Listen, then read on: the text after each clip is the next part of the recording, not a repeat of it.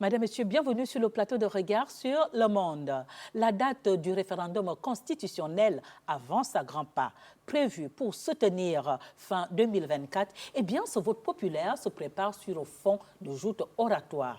D'un côté, les soutiens de la future loi fondamentale, déjà en ordre de bataille depuis environ 4 mois, alignent sur le terrain des arguments pour le triomphe du grand oui. Et puis de l'autre côté, il y a ceux qui désapprouvent la première mouture élaborée par le Comité constitutionnel national et examinée par l'Assemblée constituante du 12 au 22 septembre. Ils crient haro sur le baudet. Il y a péril en la demeure.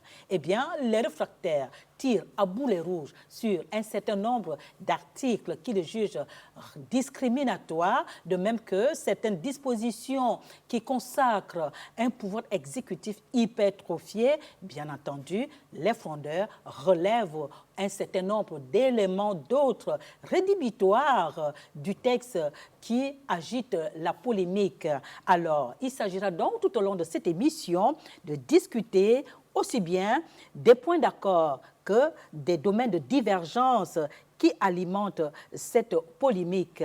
Et bien entendu, on va voir s'il y a-t-il place pour un compromis républicain. Mais d'ores et déjà, je peux vous certifier que sur cet objet, il y a déjà un texte commis, un texte percutant et largement relayé par la presse nationale et internationale, et donc qui est l'œuvre du docteur Romuald Assogobian, qui est enseignant-chercheur à l'université Omar Bongo. Par ailleurs, un observateur avisé de la vie politique nationale et qui fait toujours preuve de sagacité intellectuelle dans toutes ses interventions. Eh bien, docteur Romuald Assogobian, c'est toujours un honneur pour moi d'accueillir les éminences grises des institutions universitaires du Gabon. Soyez les bienvenus. Merci beaucoup, Madame Onogema, mais vous allez finir par me faire rougir. Pourquoi? Vous avez dit tellement de choses impressionnantes à mon égard que j'en suis vraiment touché. C'est un grand plaisir de vous retrouver. Mais c'est très objectif ce que je dis parce que je lis tout ce que vous publiez. Non, je vous fais confiance, vous êtes une grande professionnelle de la communication. Oh, merci. Donc, merci. Il est évident que vous avez forcément lu. Bien sûr. Mais n'empêche que je vous remercie du fond du cœur parce que ce sont des mots qui touchent toujours. D'accord. Eh bien, alors, donc, comme je le dis, nous allons parler de votre texte. D'accord? Avec plaisir, madame. Avant d'aller dans l'analyse du contenu de ce que vous avez commis comme texte, je vous propose d'abord de suivre un document aussi qui est inspiré de votre texte, d'accord? Évidemment, on ferait un petit tour aussi avec la philosophie de Nietzsche en matière de joute oratoire, puisqu'il s'agit bien de joute oratoire, mais pas de tirade oratoire. Non, pas du tout. Ce n'est pas de la loi du genre. Voilà. Je suis un homme profondément pacifique. D'accord. Eh bien, voilà, nous allons donc le suivre, d'accord? Merci, madame. OK. Avant même de se remettre de la petite chirurgie parlementaire pratiquée du 12 au 22 septembre 2024 par l'Assemblée constituante sur le projet de constitution en attente d'adoption, c'est un coup de gémissement par crainte de passer au bistouri électronique du pouvoir populaire qui est renvoyé. Alors que sur le terrain, la campagne pour le référendum oscille déjà entre les partisans du oui et ceux du non, avec de fortes tendances dans chaque camp. Le débat sur le texte sacré qui crée l'État et ses institutions est très serré. L'opposition, les coalitions de la société civile, les députés et sénateurs de la transition en mission parlementaire, dans le Gabon profond, les observateurs avisés de la vie politique nationale, ainsi que les Gabonais lambda, tous se sont lancés dans une véritable tirade, soit d'arguments justificatifs, soit de remise en cause de la future loi mère. En effet, son contenu matériel a déclenché une avalanche d'avis complexes, si bien qu'on est en droit de se demander si cette masse importante de critiques est préjudiciable à la restauration des institutions. D'après Nietzsche, philosophe allemand, aussi longtemps qu'elle dure, la joute est fertile, c'est-à-dire que la contradiction et la dissension en actes sont productives de bienfaits intellectuels et pratiques. Parmi les termes employés en philosophie politique pour discuter du désaccord dans l'espace public de la démocratie libérale, l'agone, c'est-à-dire la joute fait figure de marqueur, soutient le philosophe allemand. Collé à l'ensemble des discussions entretenues sur cette affaire de la Nouvelle constitution gabonaise, sa pensée philosophique tombe sous le sens. Cela est d'autant plus indiscutable que les 194 articles rédigés par le Comité constitutionnel national ont reçu 801 amendements de l'Assemblée constituante. Preuve, s'il en fallait, que le projet de constitution n'est pas l'émanation du peuple gabonais, déclare le docteur Romuald Assorobian, enseignant-chercheur à l'université Omar Bongo, qui soutient dans la même déclaration que, je cite, « Le Parlement de la transition vient de désavouer ceux qui, en concarde tricolore notamment, n'avaient eu de cesse de lui amputer la paternité sur la base des contributions au dialogue national inclusif. » À en croire le député Jean-Valentin Leyama, cité par l'universitaire dans sa publication, il y en aurait eu bien plus si ces amendements additionnés à ceux de ses collègues n'avaient été censurés. Sans parler des observations en forme de mise en garde soumises par le barreau du Gabon. En tout cas, c'est bien plus qu'il n'en faudrait pour invalider un texte aussi lourd de conséquences que peut l'être la loi fondamentale, dit le texte de Romuald Assorobian. De l'avis de Maître Paulette Oyanundo, avocate ancienne ministre et députée connue pour son intérêt pour les libertés publiques et les processus politiques, il n'est pas possible de trouver texte juridique aussi mauvais. Moi-même, mis pour le docteur Romuald Assorobian, qui n'est ni la qualité ni la prétention d'être constitutionnaliste, ait été pris de vertige en entreprenant d'éplucher le document disséminé sur les réseaux sociaux devant tant de non-sens, de contresens, de contradictions, d'incongruités. En revanche, les autorités de la transition seraient bien inspirées de tirer les conséquences de cette tournure des choses, au risque de paraître faire un doigt d'honneur à la démocratie, à la représentation nationale et par ricochet à la nation elle-même. Signe que le CETERI n'est pas commanditaire, mais est devenu le maître d'ouvrage. Docteur, tout ce que j'ai dit dans ce document, enfin du moins le 3/4 du texte, vous concerne. Parce que vous avez commis ce texte le 26 septembre 2024 et vous remettez en cause le projet de constitution en examen aujourd'hui et qui est aussi en débat. Alors, vous insinuez, ce projet de texte n'émane pas du dialogue national inclusif, donc du pouvoir souverain du peuple, et que d'autre part, vous affirmez que les 181 amendements proposés par la Constituante devraient conduire à l'abandon purement et simplement du texte ou alors son remaniement complet. Quels sont vos arguments? Les arguments que vous offrez au public qui vous suit en ce moment pour soutenir vos assertions, c'est quand même assez profond, ça, c'est lourd, ça, non? J'en conviens parfaitement, Madame Ondongema. Et vous avez parfaitement raison d'avoir présenté cet élément qui synthétise le document que j'ai commis. En réalité, document que j'ai commis à l'endroit à la fois du peuple gabonais et surtout à l'endroit des dirigeants gabonais. Les dirigeants gabonais nous ont habitués depuis le début de cette transition à solliciter le peuple. Parce que s'ils avaient voulu faire les choses à la hussarde, c'est-à-dire sans tenir compte de la vie extérieure des citoyens, ils auraient pu le faire.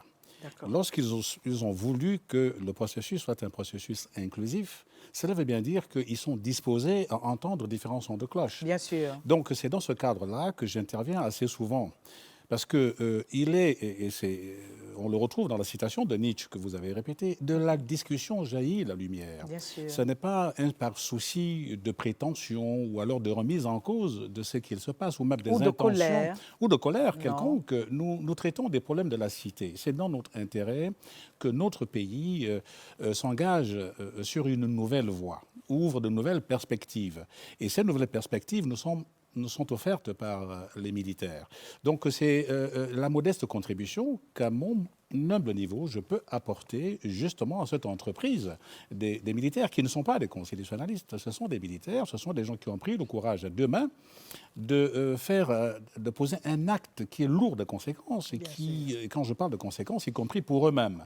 Donc ce n'est pas une décision qui est si facile à prendre. Donc en tant que citoyen, c'est mon devoir d'accompagner ces militaires pour que la transition réussisse, qu'ils tiennent les engagements qu'ils ont pris devant le peuple gabonais et ne soient pas entraînés vers des considérations qui sont éloignées de ces aspirations qui sont les leurs et qui sont aussi les aspirations du peuple gabonais. Lorsque je dis que ce texte, je ne pense pas que le peuple puisse s'y retrouver, c'est simplement parce que, vous voyez bien, le Parlement, même si c'est un Parlement nommé, c'est quand même la représentation nationale. Bien sûr. Pour moi, ce Parlement est assez représentatif de la société gabonaise, du microcosme politique gabonais au moment où le coup d'État a eu lieu.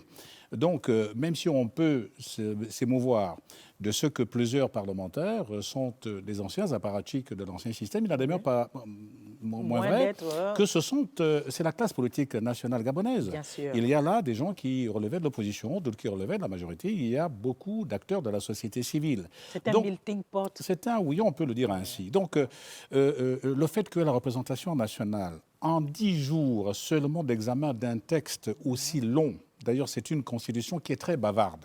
Un texte aussi long, ils n'ont disposé que de 10 jours et qu'ils sont quand même parvenus à 801 amendements. Ouais, on peut se demander s'ils avaient eu, par exemple, 1 mois, 2 mois ou 3 mois, comme c'est le cas dans la plupart des constituantes, et s'ils avaient eu des coups des franches, nous pouvons déduire que ce n'est pas 801 amendements qu'ils auraient proposés. Ils auraient, à mon avis, proposé que l'on revoie entièrement ce document ou alors qu'on l'abandonne. D'accord. Alors, parmi les éléments rédhibitoires que vous mentionnez dans votre texte, alors je cite ce que vous dites, je vous cite. Vous dites que cette constitution ne consacre pas un régime présidentiel rigide. Alors finalement, c'est quel système? Et je précise que c'est dans ce texte que vous le dites. Alors finalement, c'est quel système? Alors je le dis sur la foi de mes modestes connaissances en sciences politiques et en droit constitutionnel.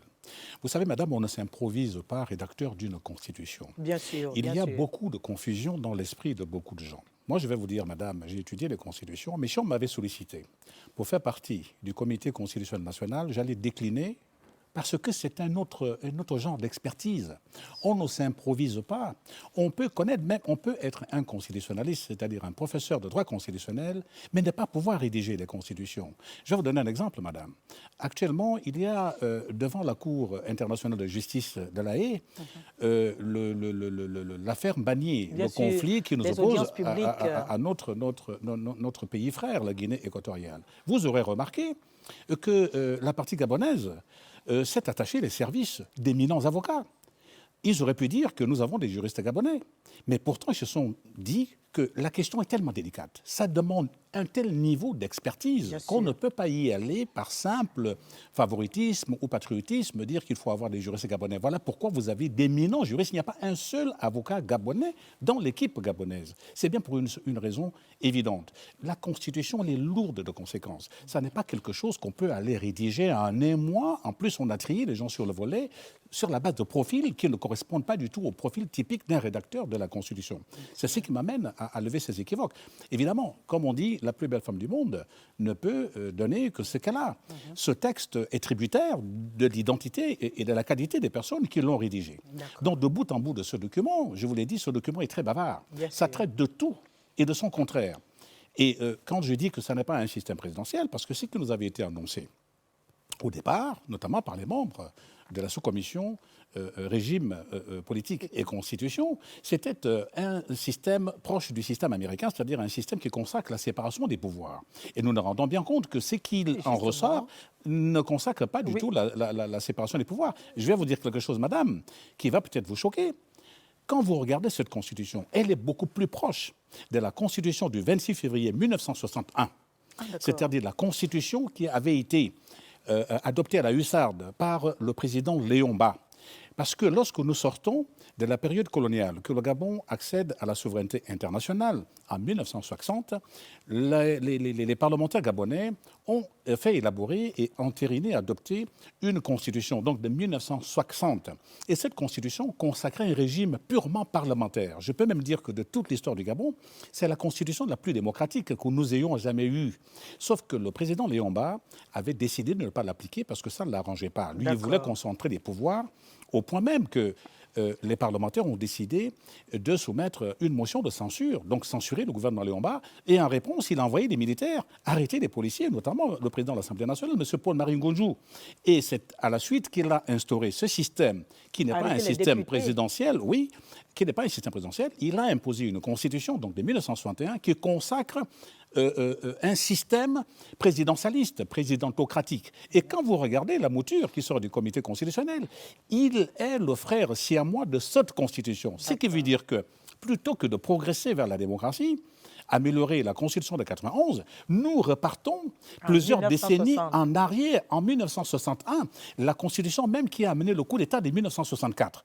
Voilà pourquoi je dis que nous ne sommes pas là dans le cadre d'un système. Nous pouvons entrer dans les détails de ce qu'est un système présidentiel. Et ce système présidentiel, ce sont les mêmes éléments. On y prévoit dans cette Constitution de M. Léon-Mba, on y prévoit un président de la République élu sur un mandat de 7 ans renouvelable avec un vice-président du gouvernement. C'est presque un plagiat de quelque chose qui ne consacre pas du tout la démocratie. Et qui a fait du mal au Gabon. Et qui a fait du mal au Gabon. Bon, alors, effectivement, vous dites dans votre texte, je vous cite toujours, vous dites que la séparation des pouvoirs ne se retrouve pas dans cette Constitution parce que le président de la République a le droit de dissoudre le Parlement.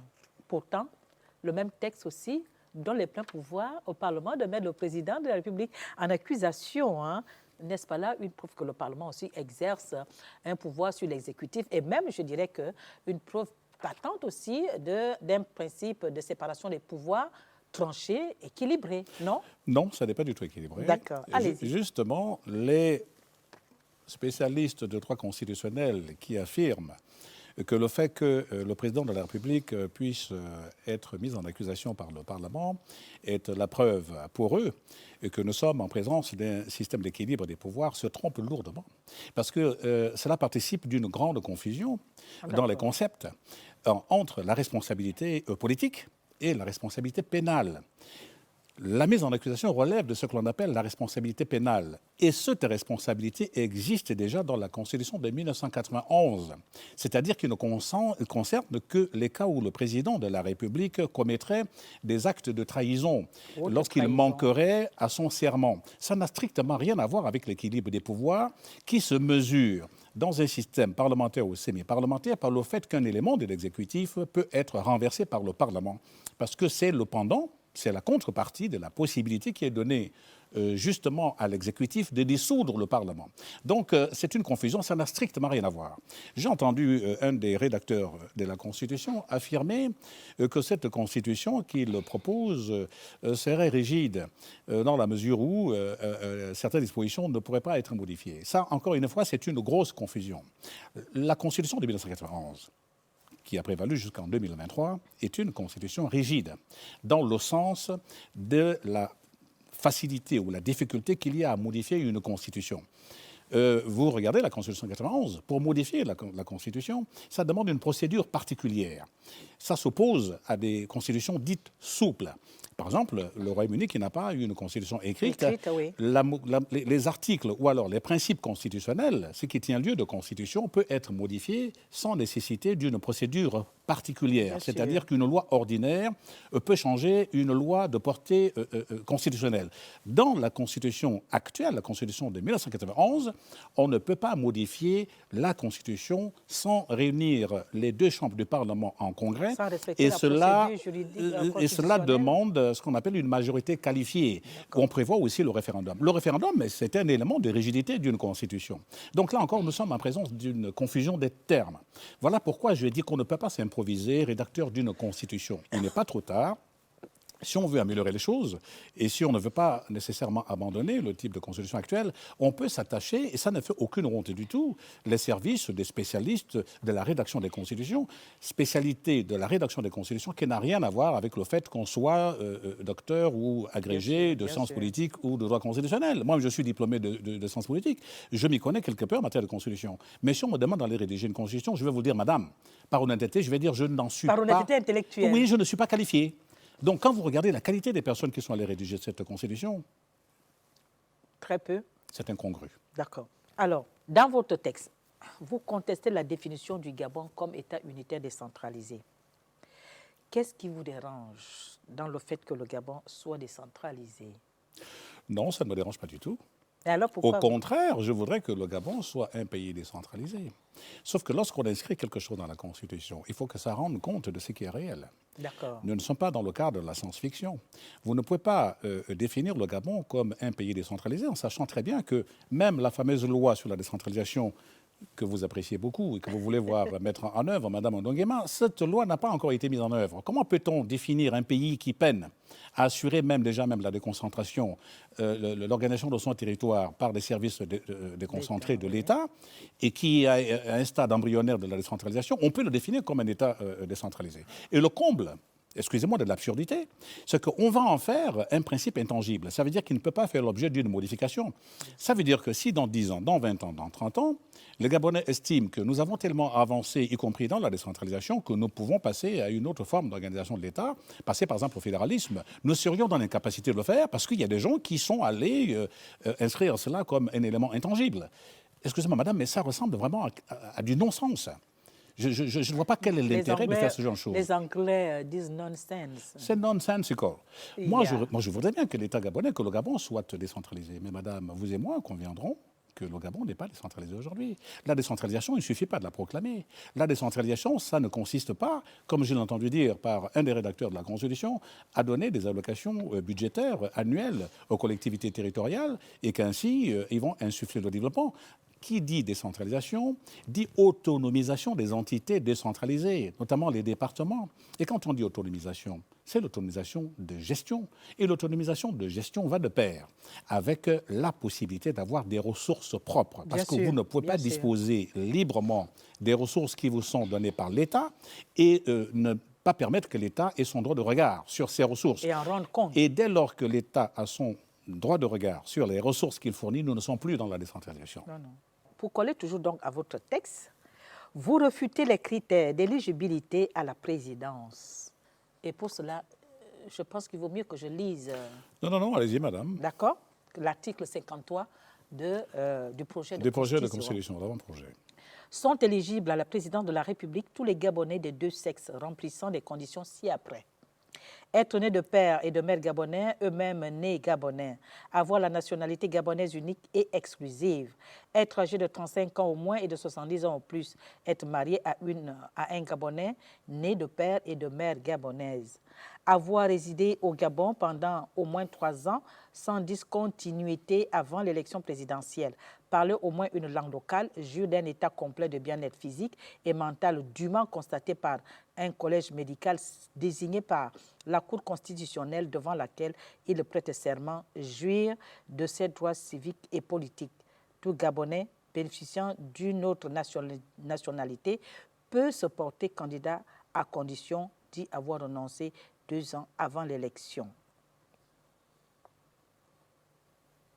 À quoi dois-je répondre, Madame Ondonguema? Je n'ai même pas besoin de vous poser la question puisque vous les contestez. Oui, je conteste cet article de bout en bout. Alors pourquoi? Parce que la condition de nationalité, Madame, lorsqu'on met en place une constitution, je pense que nous l'avons dit la dernière fois que j'ai été votre invité sur ce même plateau. J'avais posé la question de savoir, lorsque l'on met en place une constitution, quel est le but que l'on recherche? Est-ce que le but, c'est de renforcer la démocratie et l'état de droit? Est-ce que le but, c'est de renforcer les droits et les libertés des citoyens, ou alors c'est tout à fait autre chose que l'on recherche? Si l'on recherche la démocratie, si l'on recherche davantage de droits des citoyens, on ne peut pas faire adopter ce type de dispositions qui consacrent un recul démocratique certain. Vous savez, les droits, ce sont des droits acquis. En 1960, lorsque le Gabon accède à la souveraineté internationale, un code de la nationalité est adopté. Même la Constitution, une nouvelle Constitution est adoptée qui consacre la nationalité à titre de nationalité d'origine pour tous ceux qui se sont retrouvés sur le territoire gabonais au moment où le Gabon a accédé à la souveraineté internationale. Et il était question, et c'est ce qui est repris d'ailleurs dans les constitutions les plus récentes de notre pays, qui consacre qu'un certain nombre de modalités pour se dire ressortissants gabonais. Vous imaginez que les Gabonais, depuis les indépendances, sont partis du principe comme étant des Gabonais d'origine. Ils ont évolué dans ce cadre-là, ils ont élevé leurs enfants dans ce cadre-là, et puis des gens vont se réunir quelque part, des gens triés sur le volet à Ngonjé, et puis ils en sortent et viennent dire aux gens que nous remettons en cause vos droits de citoyens, madame. Mais admettez quand même que là, il y a de quoi tomber des nues. C'est complètement insensé. Vous ne pouvez pas remettre en cause des droits qui sont reconnus aux citoyens depuis plusieurs décennies. Et sur quelle base ? Sur la base simplement des travers que nous aurions connus les dernières années qui ont été perpétrés par tel ou tel. On va aller changer la constitution gabonaise, les conditions d'éligibilité à l'élection présidentielle, parce que simplement, il y a un certain nombre de personnes qui ont donné la nationalité gabonaise à tout va, à des personnes, et en plus les ont fait accéder à de très hautes fonctions de l'État. Donc c'est une grosse confusion qui va créer de gros problèmes dans notre pays. Alors je vous parle, madame, si vous suivez tout ce qu'il se passe sur les réseaux sociaux, il n'est plus rare de voir un Gabonais traiter un autre Gabonais qui serait né d'un parent d'origine étrangère comme étant un étranger, au point même de lui demander de rentrer dans son pays. Vous imaginez quelqu'un qui, par exemple, a eu un parent français ou béninois ou autre, mais qui est Gabonais d'origine. Vous allez le renvoyer dans un pays qu'il ne connaît pas. Vous lui dites qu'il n'est plus Gabonais, qu'il accepte ou qu'il n'accepte pas ces conditions d'éligibilité, qu'il aille voir ailleurs. Vous pensez vraiment que nous sommes là dans le cadre du respect de la citoyenneté, le respect de l'acquis juridique du Gabon depuis que le Gabon est Gabon. Nous sommes là en présence d'abus de droit flagrants qui vont nous amener, si ces dispositions étaient appliquées, à des procès à n'en plus finir, et pas seulement sur des cours de justice internationale, même ici sur les cours, parce que moi je peux vous le dire, madame, beaucoup de gens ne l'accepteront pas parce que c'est inadmissible. D'accord. Alors, je vais rebondir. Vous parliez tout à l'heure, vous indexez tout à l'heure l'abus de pouvoir aussi de la Légion étrangère, il faut le dire, qui a pris les commandes du pays. Comment on gère justement cette question de la nationalité quand on voit un Libanais qui vient dire à un autochtone « Ici, c'est chez moi, c'est pas chez vous » et il prend un bulldozer, il rase tout ce que le peu que l'autochtone a consenti pour se faire une habitation, tout simplement parce que justement, effectivement, il n'y a pas de garde-fou qui régule justement la nationalité gabonaise. La principale erreur, et je pense que c'est une erreur qui est répétée par les rédacteurs de cette Constitution, qui se retrouve avec 194 pages. C'est un texte qui est tellement volumineux, même les plus grandes puissances du monde n'ont pas des textes aussi volumineux. C'est bavard, c'est prétentieux, parce qu'il y a une espèce de mentalité qui consiste à faire croire que pour garantir l'exécution ou l'application d'une norme de droit, il faut l'inscrire sur un bout de papier. Si un Libanais Gabonais de fraîche date se permet ce genre d'acte d'outrecuidance, mais c'est bien parce qu'il a confiance au fait que nous ne sommes pas tout à fait dans un état de droit. Parce que dans un état de droit, l'état de droit, entre parenthèses, veut dire que personne n'est au-dessus de la loi. Oh, ils sont tous au-dessus de la loi. Mais ils étaient tous au-dessus de la loi, que ce soit la Légion gérée par Mexan Kombessi, parce qu'il faut le dire. Oui. Bon, ils étaient Madame Ondonguema, hors la loi. Non, personne, dans un état de droit, personne ne peut être hors la loi. Ça veut dire simplement que ceux qui sont censés faire respecter la loi ne le font pas respecter. Ce n'est pas la loi qui est en cause. C'est le fait qu'on ne l'applique pas. Vous voyez, d'ailleurs, il y a même un adage, un peu comme une boutade, qui dit qu'on a beau être tous égaux, il y en a qui sont plus égaux que d'autres. Parce que ces gens qui ont acquis la nationalité, ils ne sont pas arrivés du Liban, du Mali, du Bénin, et puis se sont imposés comme de nouveaux Gabonais avec tous les droits. Il a bien fallu que des gens les naturalisent. Il a bien fallu que des gens les nomment. On ne pose pas la problématique des personnes qui les ont nommés à d'aussi hautes fonctions. Donc, résoudre ce problème, ce n'est pas nier aux Gabonais authentiques leurs droits en tant que Gabonais. Et les gens qui parlent de cela, par mauvaise foi, font exprès de ne pas faire la différence entre un Gabonais, quelqu'un qui est Gabonais d'origine, qui a acquis une autre nationalité, et quelqu'un qui est né béninois, malien, libanais, qui a acquis la nationalité gabonaise sur le tard. Ce n'est pas du tout la même chose. Si je dois vous donner un exemple, madame, est-ce que la Constitution gabonaise de 1991, ou celle qui a été en vigueur jusqu'en 2023, est-ce que cette Constitution dit quelque part que quelqu'un comme M. Akombessi peut devenir président? Non. Là, au titre de la Constitution, si on respecte la Constitution, M. Akombessi, il n'y avait aucun moyen qu'il puisse être président du Gabon parce que la loi fondamentale, elle est claire. sur le fait que pour être éligible à la présidence de la République gabonaise, il faut être né gabonais d'origine. Et que quiconque, excusez-moi madame, quiconque a acquis la nationalité ne peut pas être candidat. Même son enfant ne peut pas être candidat à l'élection présidentielle. Son petit-fils ne peut pas être candidat. Il faut attendre la 4e génération pour que ce soit le cas. Donc M. Akombessi, dans le cadre de la Constitution gabonaise, ne pouvait pas être candidat. Donc, s'il est arrivé à ce niveau-là, ce n'est pas la faute de la Constitution. C'est la faute des personnes, peut-être par cupidité, peut-être pour telle ou telle raison, se sont tous couchés devant ce monsieur qui se permettait toutes les autres évidences, y compris les personnes que vous avez nommées la Légion étrangère. Personne ne peut arriver dans un pays, vous ne pouvez pas aller le faire aux États-Unis, vous ne pouvez pas aller le faire en France. Quelqu'un arrive de l'étranger, et puis il y a une boutade que monsieur le Premier ministre Raymond Donsima, qui m'a pendant la campagne électorale de 2023, où il avait dit, c'est quand même au Gabon où on voit ce genre de choses. Un étranger arrive dans votre maison, vous le recevez, et puis, quelque temps plus tard, c'est lui qui commence à partager les chambres. La faute, c'est qui? La faute serait au maître des maisons, et qui ne fait pas respecter la réglementation et la législation de son pays. Ce n'est pas la faute à l'étranger qui arrive certainement pour faire fortune. Vous dites que Meksa Akombessi ne peut pas être candidat à l'élection présidentielle. C'est impossible. Parce que la Constitution le lui interdit. Le lui interdit. Absolument. Mais dans un État où justement la Constitution devient un chiffon, excusez-moi du terme. Mais oui, bien sûr.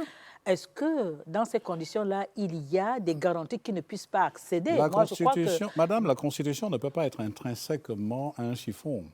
Ce sont des êtres humains, ce sont des dirigeants qui ne respectent pas la Constitution. C'est d'eux que je parle. C'est d'eux que je parle, que dans un État où les dirigeants ne considèrent pas que la Constitution est la loi fondamentale et qu'il faut respecter ces dispositions. Exactement. Eh bien, évidemment, dans ces conditions, Akombessi va devenir président de la République. Non, mais justement, s'il le devient, ça veut dire que tout le monde aura violé la Constitution. Bien sûr. Si c'est une question d'hommes, c'est pour ça que j'insiste souvent pour dire que ce ne sont pas les textes qui posent problème, c'est leur application. Et l'application, elle est faite par des hommes et les intentions qu'ils ont. Même cette Constitution qu'on nous présente avec des intangibilités.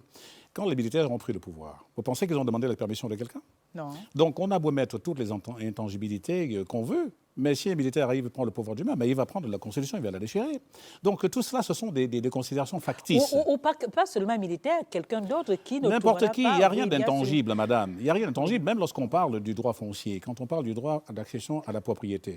Le droit à la propriété, à l'accès à la propriété. On va avancer, le temps. Il n'y a pas de problème, mais la plupart des gens qui ont acquis des terres, les étrangers est-ce qu'ils ont acquis ces terres en tant qu'étrangers ou en tant que Gabonais?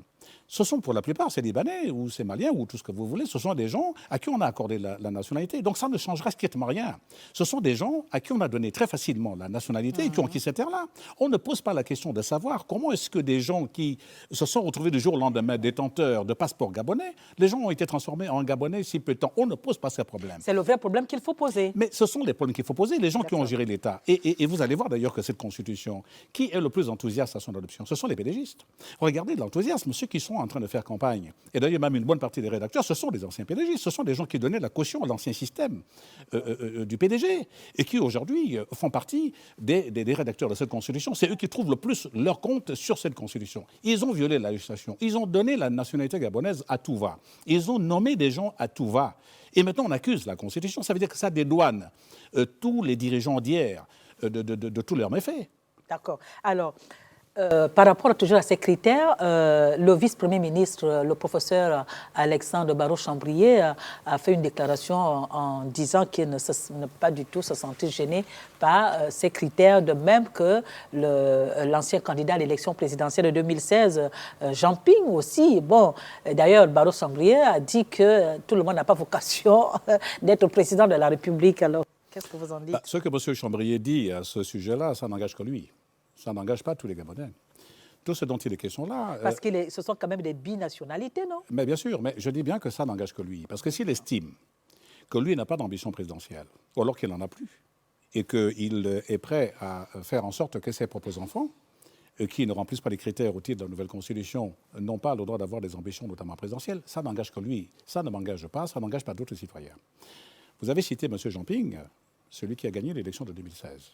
Et je suis choqué de ce que, justement, les gens font la confusion entre quelqu'un comme M. Akombessi et M. Jean Ping. Jean Ping est né gabonais. Moi, j'ai connu le père de Jean Ping, j'étais tout petit. Mon père a dirigé le Trésor public à Omboué à l'époque. Le père de M. Jean Ping est arrivé au Gabon, je crois, à 19 ans ou 20 ans. Il a même été président du conseil départemental. Mon père me racontait souvent que ce monsieur, lorsque l'État était défaillant, notamment pour payer les salaires des fonctionnaires, du moins des agents de la collectivité départementale, que M. Ping prenait l'argent de sa poche pour le régler. Voilà quelqu'un qui était un amoureux du Gabon, qui a fait des enfants gabonais. Et du jour au lendemain, on va lui dire non, vous n'êtes plus tout à fait éligible parce qu'il y a des gens qui ont acquis la nationalité, les Liban Suleiman, qui sont devenus gabonais, ils ont fait n'importe quoi. Madame, vous voyez bien que ça n'est pas du tout juste. Maintenant, M. Jean Ping, sa décision, n'engage que lui. Nous sommes tous des citoyens, chacun est libre de dire ce qu'il veut. À titre personnel, j'ai adhéré à une association, d'ailleurs pour montrer que moi je suis un républicain. Une association des amis, Banba Kenge, dont je suis membre. Et puis, j'ai réalisé qu'effectivement, ils soutiennent la création. M. Jean Ping a créé un nouveau parti politique et cette association les soutient. Sauf que moi, à titre personnel, je ne peux pas aller dans le sens d'aller être favorable à une constitution qui nie. Moi, rien ne peut m'empêcher d'être candidat à l'élection présidentielle si je le veux. Mais qui nie à beaucoup de citoyens gabonais leurs droits civiques. Alors, nous allons continuer. Toujours dans les critères, hein, le fait qu'un président soit forcément marié, ça vous pose problème? Ça n'a pas de sens. Ça n'a pas de sens. Vraiment? Pourquoi je dis que ça n'a pas de sens? Vous savez... vous m'étonnez beaucoup, hein? Oui, mais ce ne sera pas la dernière fois que je vais vous étonner. Ce n'est pas la première fois non plus. Non, madame, parce qu'il y a des choses qu'on ne met pas dans une constitution. Il y a des choses qui relèvent de la simple propagande. Quand on est dans des compétitions politiques, parce que, vous savez, la politique, c'est comme un marché. Où il y a une confrontation entre l'offre et la demande. Donc, ce sont des éléments que vous pouvez mettre en avant pour vendre votre image, pour avoir les suffrages de vos concitoyens. On ne va pas aller jusqu'à l'inscrire dans une constitution. M. François Hollande est devenu président de la République française sans être marié. Nicolas Sarkozy était marié au moment de l'élection présidentielle. À peine arrive-t-il à l'Élysée que son épouse demande le divorce. Mais ça n'a pas fait un drame. Vous voyez, ce sont des choses qui relèvent de l'alcôve, qui relèvent de l'intimité des personnes. Ceux qui ont prévu ce genre de disposition, imaginons un instant, justement, qu'un président soit élu, il a une épouse, et que, chemin faisant, son épouse soit décède, ou alors son épouse... Mais c'est différent. Non, c'est différent que d'être célibataire demandant, en sollicitant le suffrage des Gabonais. Non, madame, parce que ça ne s'arrête pas au suffrage. Parce qu'une fois que vous avez sollicité les suffrages et que vos concitoyens les ont accordés, vous devenez chef de l'État et vous devenez justement assujetti à la Constitution. Moi, je parle des dispositions constitutionnelles. Je ne suis pas en train de parler de l'image. Mais je suis d'accord. Si avant de solliciter madame, le suffrage... je parle de droit. Oui. Le droit, je veux bien dire ceci. Si vous êtes déjà élu, vous êtes marié, en cas de décès ou de divorce, ça veut dire que, excusez-moi madame, puisque c'est une condition sine qua non pour être candidat, ça veut dire qu'une fois que vous êtes président de la République, vous n'êtes plus marié, ou alors quelqu'un est décédé, ou alors la personne a divorcé, vous entrez en porte-à-faux avec la Constitution. Mais non, vous vous remariez. Madame... Vous n'entrez pas en porte-à-faux avec la Constitution. Non, madame, non. Nous sommes en Constitution. Mais bien sûr que nous sommes en Constitution. Non, madame, nous sommes dans le domaine du droit. Ça veut dire qu'il va y avoir, vous savez, par exemple, dans les constitutions, notamment aux États-Unis, quelqu'un qui devient célibataire en fonction et celui qui était célibataire avant la fonction, c'est pas du tout la même catégorie. Madame, c'est pas du tout la même chose. Non, madame, nous parlons là de droit. J'allais vous donner l'exemple du président des États-Unis d'Amérique qui est élu en ticket avec un vice-président. Et le vice-président, sa fonction essentielle, c'est de remplacer le chef de l'État en cas de décès. En dehors du fait qu'il peut remplir certaines fonctions qui lui sont assignées par le président à sa discrétion. Pourquoi? C'est pour éviter de refaire les élections. Qu'est-ce qui va se passer? À supposer qu'il se marie. Mais il va y avoir un moment, entre le moment où la personne, justement, divorce et le moment où la personne va se remarier. Qu'est-ce qui va se passer? On va suspendre les institutions? Non, madame, ça n'existe nulle part. Vous savez, il n'y a pas un seul pays. Nous n'allons pas réinventer la roue. OK, je vous le concède. Oui. Je vous le concède, on continue. Allez-y, madame. Allez-y.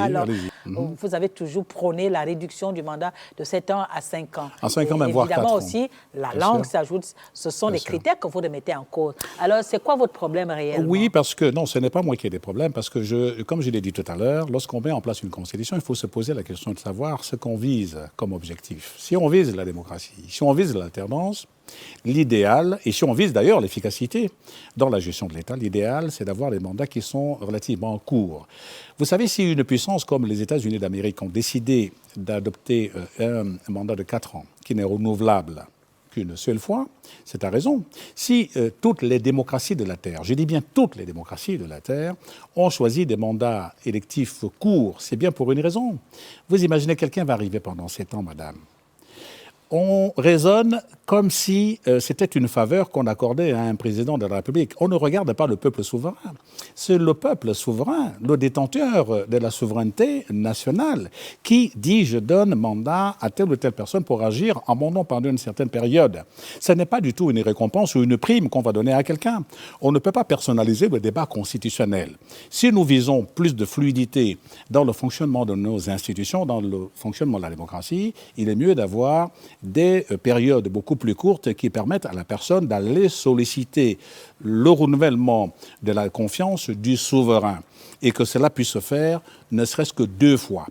Attendez, madame, excusez-moi, justement, parce que les gens ont tendance à donner comme argument qu'on peut commencer un certain nombre d'œuvres et qui demanderaient beaucoup de temps. Mais ça, c'est oublier que l'État ne se confond pas avec le président de la République. Dans le mot président de la République, le mot le plus important, c'est République, c'est pas président. Dans le mot chef de l'État, c'est pas chef qui est le plus important, c'est l'État.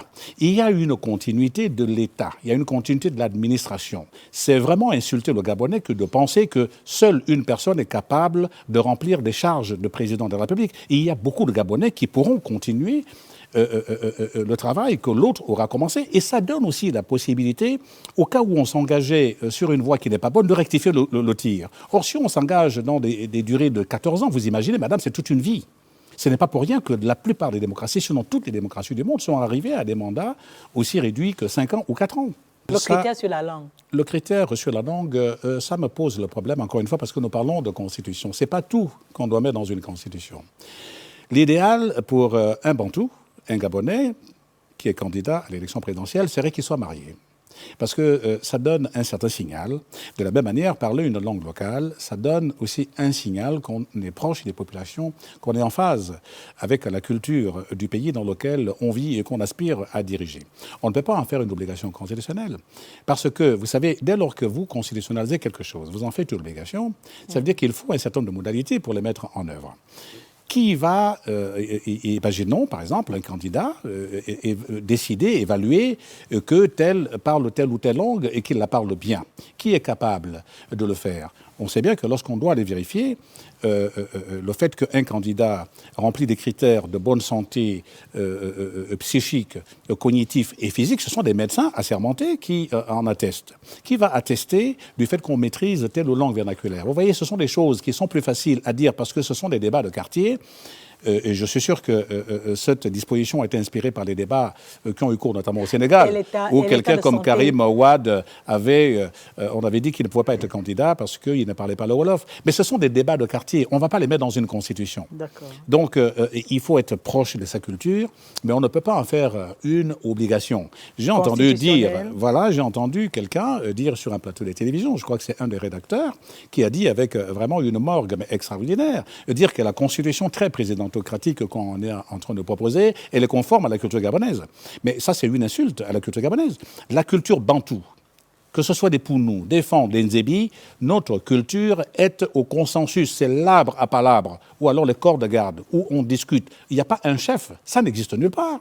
Même les territoires gabonais qui ont vécu sous les empires, l'empire au Congo, l'empire Téké, ce ne sont pas des civilisations ou des cultures où il y avait un chef qui avait le droit de vie ou de mort sur qui que ce soit. Les Fang, par exemple, sont considérés par les anthropologues comme une société acéphale, qui veut dire sans chef. Alors, je ne sais pas où ils sont allés chercher l'idée que le régime autocratique, c'est ce qui est conforme à l'esprit africain. Ce sont des considérations racistes qui sont menées, qui sont dites par un certain nombre de racistes occidentaux et qui sont répétées comme cela par des Gabonais complètement à rebours de la réalité sur le terrain. Moi, je ne me reconnais pas dans un système dictatorial. D'accord. Vous parlez également aussi sur les partis politiques. D'accord? Oui. Je vais lire l'article. C'est bien de lire l'article. Alors, les partis politiques légalement reconnus concourent à l'expression du suffrage. Ils se forment et exercent leur activité librement selon les principes de démocratie pluraliste et participative. Ils sont regroupés en blocs idéologiques dans des conditions fixées par la loi. Ils contribuent à l'égal accès des femmes, des hommes, des jeunes et des personnes vivant avec un handicap aux mandats électoraux dans les conditions fixées par la loi. Ils doivent respecter la Constitution et les lois de la République. Les partis et groupements de partis politiques légaux reconnus bénéficient du financement de l'État dans les conditions prévues par la loi. Ça aussi, votre critique se situe à quel niveau? Si vous avez, puisque vous avez lu cet article, vous voyez déjà la contradiction dans les termes, dans le libellé même de cet article. On y dit que les partis politiques se forment librement et exercent leurs activités librement. Et si vous remontez dans d'autres, notamment dans le titre préliminaire de toutes les constitutions que nous avons eues au Gabon, on reconnaît la liberté d'association, on reconnaît la liberté d'opinion. Vous voyez, et le fait d'aller imposer aux gens, d'aller adhérer à 4 blocs idéologiques, contredit considérablement cette disposition. Et c'est pour cela, ça fait partie justement de ce qui m'amène à dire que le CTRI n'a rien à voir avec cette constitution, excusez-moi madame, parce que moi j'ai fait un débat avec un universitaire gabonais qui se trouve être d'ailleurs l'un des rédacteurs et des membres éminents de la sous-commission politique et constitution et régime politique. Et moi je l'ai fait savoir, nous étions plusieurs mois avant que les militaires ne prennent le pouvoir, je lui avais dit que ce qu'ils proposent est une aberration. Comment voulez-vous imposer aux gens d'aller adhérer à un bloc idéologique? L'idéologie, c'est la conception qu'on a du monde. Qui peut vous imposer votre conception du monde? Vous pouvez avoir une conception qui est basée sur la foi chrétienne. Vous pouvez avoir une conception du monde qui est basée sur votre culture, votre éducation. Comment on peut vous imposer cela? Ça n'a même aucun sens. Et la preuve, ça n'existe nulle part au monde. Madame, excusez-moi, dans aucun pays démocratique, ce genre de choses n'existe. Nous sommes en train de repartir dans l'esprit de parti unique où nous avions le PDG comme seule formation politique reconnue, qui avait une vocation totalitaire. Vous ne pouvez pas imposer aux gens, parce que simplement cette personne s'est dit qu'il y a trop de partis politiques sans même poser la question de savoir qu'est-ce qui peut justifier qu'un pays comme le nôtre ait plus de 140 partis politiques. Je voudrais vous poser la question. Oui? Ne trouvez-vous pas qu'une centaine de partis politiques pour un petit pays de 2 millions d'habitants, est-ce que ce n'est pas trop? Mais ce n'est pas la question qu'il faut poser, madame. Oui, mais je vous la pose quand même. Madame, même si nous avions 1 million de partis politiques au Gabon, je viens de vous le dire, la démocratie libérale reconnaît la liberté de créer... Je suis d'accord. Je vais expliquer, parce qu'il faut que j'aille au bout de ma pensée. D'accord, allez-y. Nous sommes dans le domaine du libéralisme, mais en politique. C'est l'équivalent du libéralisme en matière d'économie. Il y a ce qu'on appelle la liberté d'entreprendre. Vous êtes libre de créer votre entreprise, bien sûr, sous réserve du respect de l'ordre public. Vous n'allez pas créer, par exemple, une société qui fabrique des armes n'importe comment. Mais vous pouvez vendre tout ce que vous voulez. C'est pareil en politique. Je suis libre de créer mon parti politique pour servir mon ambition personnelle. Qui peut m'interdire d'avoir une ambition politique? Donc, tous ces partis politiques, c'est une mauvaise réponse à une question très mal posée. Il faut commencer à se poser la question pourquoi il y a autant de partis politiques. Les partis politiques, et je crois d'ailleurs que le problème ne sera pas résolu, puisque maintenant il est disposé dans la Constitution que l'État... Madame, excusez-moi, madame. Non, non, si je ne vais pas au bout de mon explication, nous aurons du mal à nous comprendre. Je dis bien que les dispositions qui ont été ajoutées à cette Constitution, qui consistent justement à aider au financement des partis politiques, justement va amener à un autre foisonnement des partis politiques. Ces partis politiques, et vous le savez très bien, nous en avons parlé. Mais s'il y a 4 grands blocs, il y aura plein foisonnement. Je vous dis bien que, madame, on ne peut pas imposer des idéologies à qui que ce soit. On ne peut pas vous imposer d'aller penser de telle ou telle manière. Alors, tous ces pays madame, mais il faut quand même réglementer ça, mais madame, on ne régule pas. On fait quoi? Madame, ce qui régule les partis politiques, nous sommes sur un marché, le marché politique, c'est la loi de l'offre et de la demande. Mais ce ne sont pas des entreprises. Madame, s'il vous plaît, je viens de vous dire que... mais ce ne sont pas des entreprises. J'en conviens, madame, je vous dis bien que dans le domaine de la démocratie libérale, il y a le mot libre. Le libéralisme, attendez, qui a un pendant. La preuve, ça n'existe nulle part dans le monde. La France a autour de 600 partis politiques. Est-ce qu'on connaît tous les partis politiques de la France? Comment j'ai dit que ça se régule tout seul? Ça se régule parce que, madame, ça se régule au niveau des élections. Les électeurs votent pour vous ou ne votent pas pour vous. Là, si nous avions été dans une vraie démocratie où il y a une vraie compétition politique, beaucoup de partis disparaîtraient d'eux-mêmes. On ne peut pas réguler par la force de la loi, sinon ça s'appelle du totalitarisme. On continue. Et je ne suis pas surpris que les gens qui proposent ce genre de choses soient des grands pédégistes. Je suis d'accord. Là, vous me donnez un argument assez convaincant. Mais les États-Unis, les gens ne le savent pas, on ne connaît que le Parti démocrate, le Parti républicain. Il y a plus de 100 partis politiques aux États-Unis. On va avancer et je reconnais que vous me donnez un argument intelligible. Et j'adhère parfaitement. Merci, madame. Dire, ça se régule lors des votes, c'est bien. Ça se régule. Alors, voilà, on continue. Donc, on continue. Alors, que pensez-vous de l'article 192, justement, qui propose de l'immunité accordée aux militaires qui ont perpétré le coup de libération? Ça vous gêne aussi? Bon, écoutez, vous savez, on a décidé de faire de cette constitution un fourre-tout, où on trouve tout et n'importe quoi, les torchons et les chiffons. Bon, personnellement, je ne vois pas trop les... C'est faux ce que vous dites là, oui, non, je pèse mes mots, madame. Je trouve... Et vous assumez alors? Non, je dis bien que je pèse mes mots. Ça veut dire que je sais le mot que j'emploie. Oui. Vous pouvez me faire grâce que je connais un minimum le français. Non, en réalité, je n'en doute pas. Hein. Voilà, je ne veux pas porter de jugement dans le fond. Mais je trouve qu'au niveau de la forme, une loi d'amnistie c'est un peu comme si vous donniez un chèque en blanc à quelqu'un. Et en plus, il n'est pas question seulement des militaires, il est aussi question des civils. Parce que si vous préconisez une loi d'amnistie, il faut que les gens sachent pourquoi, justement, l'amnistie est demandée. Les militaires ont libéré le peuple gabonais est consentant. Alors, qui est-ce qui va remettre en cause cela? Qui serait tenté d'aller traduire en justice les militaires pour avoir libéré le peuple gabonais? Voilà, c'est la seule interrogation que je ferai. Voilà. Alors, mais ça ne me gêne pas plus que cela. D'accord, nous sommes vers la fin de cette émission. Déjà? Non, Madame Ondoh Nguema, écoutez... Non, mais avant de conclure... moi je vais demander à M. Helmut que vos émissions durent 3 heures. Ça, D'accord, il vous entend de toutes les façons. Oui, non, il faut 3 heures. Alors, donc, dans votre très médiatisé texte, je vous cite, les 181 amendements proposés par la Constituante pourraient tirer le CTRI d'affaire. Qu'est-ce que vous entendez par là? J'entends par là que c'est Vous dédouanez complètement le CTRI tout au long de votre texte. Pourquoi? C'est le CTRI qui a convoqué le dialogue national inclusif. Vous refutez déjà le fait que le projet de constitution soit l'émanation de cette volonté-là. Eh bien, c'est le CTRI aussi qui a mis en place le comité constitution national. Bon...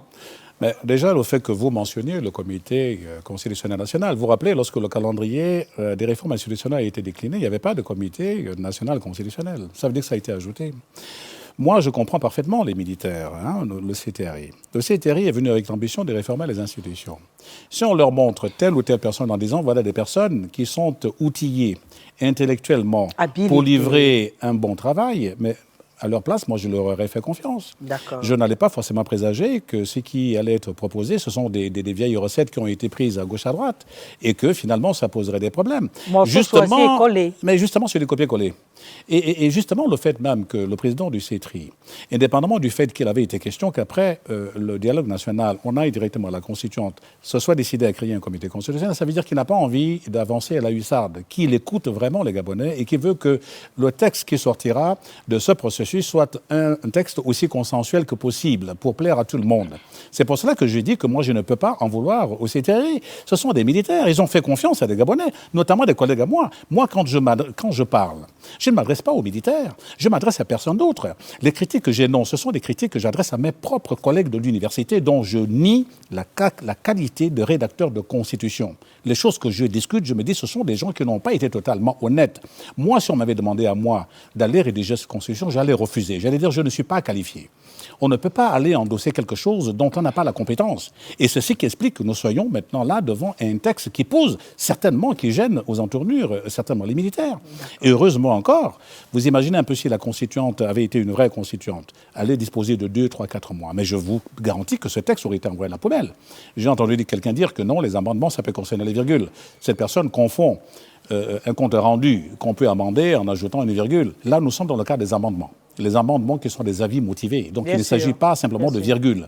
Il s'agit là du fond. S'ils avaient eu disposé de suffisamment de temps, moi, je vous garantis, il y aurait eu plus de 801 amendements. D'accord. Alors, dernière question pour boucler l'émission. Aujourd'hui, le projet de texte alimente tellement le débat public, vraiment, il est agité. Et quand on va sur le terrain, on se rend compte que dans le camp du oui, que le camp du non, de toutes les façons, le oui et le non sont vraiment très serrés. La compétition est très serrée. Exact. Alors, si jamais le non l'emportait sur le oui, selon vous, est-ce que ça signifie que le non au référendum, c'est le non contre le président Brice Clotaire? Non, mais certainement pas. Et il y a des gens qui ont envie d'associer le nom du président de la transition le lier au référendum. C'est très malhonnête. Ah, c'est de la haute malhonnêteté. Moi, je préfère ne pas envisager même l'hypothèse du non. Nous sommes encore dans le cadre du débat, vous l'avez dit, vous avez cité Nietzsche, jaillit la lumière. Nous avons encore la possibilité d'amender ce texte, d'en faire un texte qui soit consensuel. Si ce texte-là répond aux standards dont je parle, moi, je serai le premier à aller défendre la position du oui. On ne peut pas lier. Le président de la transition, il veut réformer les institutions. Il veut le bien du Gabon. Comment est-ce que des gens ont, en plus des parlementaires, ont le courage, et d'ailleurs même, vous imaginez que ce sont les mêmes qui ont voté la loi, la nouvelle loi électorale, le nouveau code électoral, qui indique bien à quel moment la campagne pour un scrutin est ouverte et qui se permettent justement de violer la loi qu'eux-mêmes ont votée en allant battre campagne et en anticipant même sur la campagne pour une élection présidentielle à laquelle le président du CETRI n'a jamais annoncé, en tout cas officiellement, qu'il serait candidat. D'accord. OK. Docteur Romuald Assorobian, en tout cas, merci pour toute cette lumière que vous projetez dans le fond de votre texte qui fait beaucoup polémique, hein, parce qu'il a été largement relayé. Je crois qu'à partir de maintenant, il n'y a plus de polémique. Bien sûr. Vous avez permis de lever tous les équivoques éventuels. Je vous ai fait venir sur ce plateau justement pour lever les équivoques. Et je vous en sais gré, madame. Et pour comprendre exactement quel était votre problème réel avec ce projet de texte. Je vous en sais gré. Je veux que nous ayons un bon texte, que ce soit un texte qui agrée à tous les Gabonais et qui réconcilie les Gabonais avec les militaires qui sont venus les libérer. Et surtout, voilà mon ne objectif. Trompe pas le président. Qu'on ne trompe ni le peuple, ni le président, à part des manœuvres qui sont des manœuvres nombrilistes. D'accord, voilà. Merci aussi à vous, chers téléspectateurs, pour votre aimable attention. On se retrouve mardi prochain à 21h. Mais déjà, n'oubliez pas, demain, 10h, rediffusion de cette émission. Au revoir.